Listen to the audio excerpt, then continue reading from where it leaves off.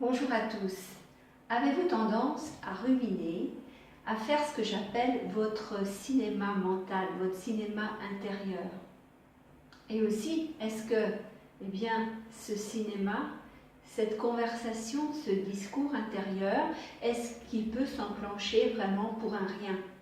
Est-ce que, par exemple, lorsque vous vous réveillez le matin d'une bonne nuit de sommeil, les premières pensées qui arrivent à votre esprit, c'est « Ah non, pas maintenant, j'ai pas envie de me lever, oh là là, vu la journée chargée qui m'attend, franchement, oh là là, non, je vais rester encore un peu au lit. » Voilà, au matin, peut-être n'avez-vous pas ce punch, ce dynamisme, cette envie d'y aller et de faire des belles choses, des choses qui vont vous épanouir dans votre journée.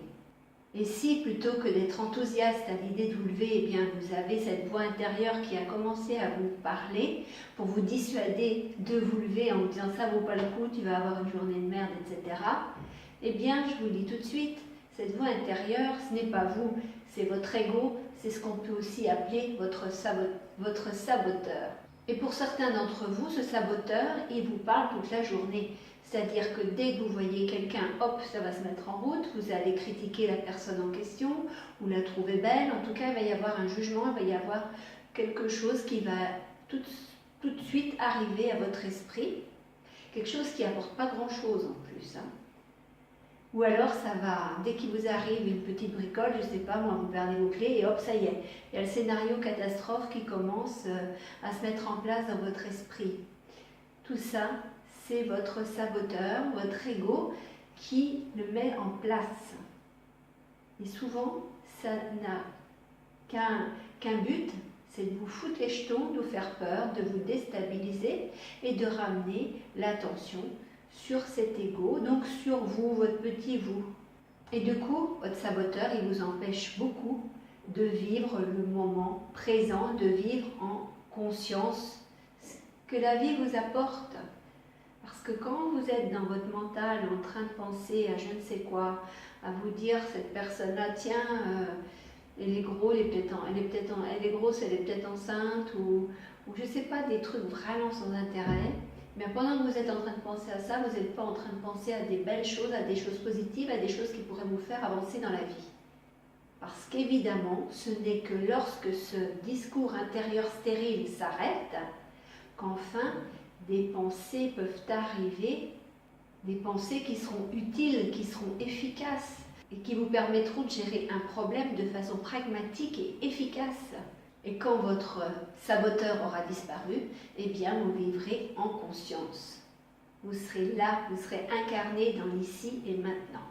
Alors si, comme je le disais tout à l'heure, vos pensées s'emballent parce que vous avez perdu vos clés, et que du coup, quand ça s'emballe, ça fait aussi une confusion mentale.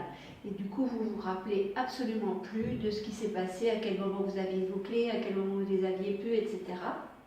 Donc, il va falloir calmer ce discours intérieur, calmer ce saboteur. Et mais pour ça, il y a un truc infaillible que vous connaissez parce que j'en parle souvent.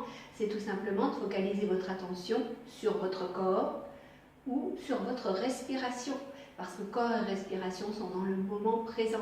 Et quand vous focalisez vraiment votre attention là-dessus, il n'y a plus du tout de place pour des pensées stériles dans votre tête. Alors un exercice tout simple, vous pouvez simplement fermer les yeux, vous inspirez pendant 5 secondes, vous bloquez votre respiration pendant 5 secondes et vous expirez pendant 5 secondes. Ça va permettre vraiment d'apaiser votre mental de faire ça. Et en plus, si vous gonflez l'abdomen à l'inspiration, vous allez étirer le diaphragme. Du coup, ça va stimuler le nerf pneumogastrique qui va envoyer au cerveau le message suivant, l'alerte suivante. Stop, stop, inutile d'envoyer des hormones du stress. Et du coup, vous allez retrouver un esprit calme, vous allez justement retrouver votre esprit. Et consciencieusement, vous allez pouvoir vous souvenir, ah tiens, quand j'étais chez le cordonnier, j'avais mes clés, et puis là, après, dans telle boutique, je les ai vues dans mon sac. Et puis finalement, quand je suis passée chez ma copine Fred, Mais c'est vrai que j'ai vidé mon sac à un moment donné pour chercher une photo. Si ça se trouve, bien mes clés sont chez Fred.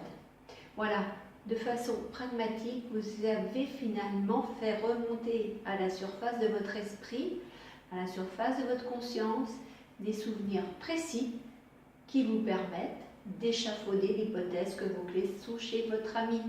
Et du coup, ça vous tranquillise parce que vous n'êtes plus en état de panique de vous dire « Oh là là, où sont mes clés? Comment je vais faire pour rentrer chez moi ?»